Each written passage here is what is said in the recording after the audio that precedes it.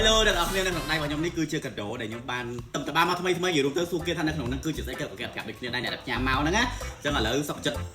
អត់ unboxing ម្នាក់ឯងទេចង់មកឲ្យអ្នកនរគ្នាជួយមើលទាំងអស់គ្នាថាក្នុងមានអីគេខ្លះតោះឥឡូវយើងទៅមើលទាំងអស់គ្នានេះ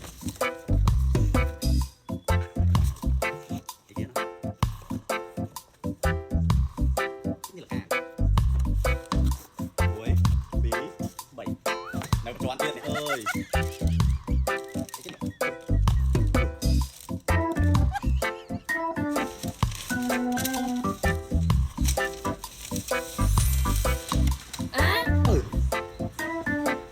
ខតហ្នឹង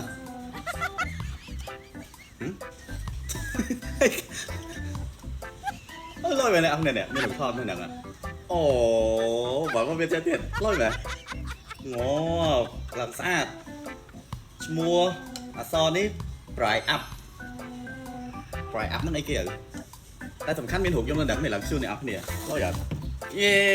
អរគុណទៅដល់ម្ចាស់កាដូដែលបានផ្ញើមកឲ្យខ្ញុំហើយអញ្ចឹងខ្ញុំសូមហៅម្ចាស់កាដូនេះថា Bright Up មកណា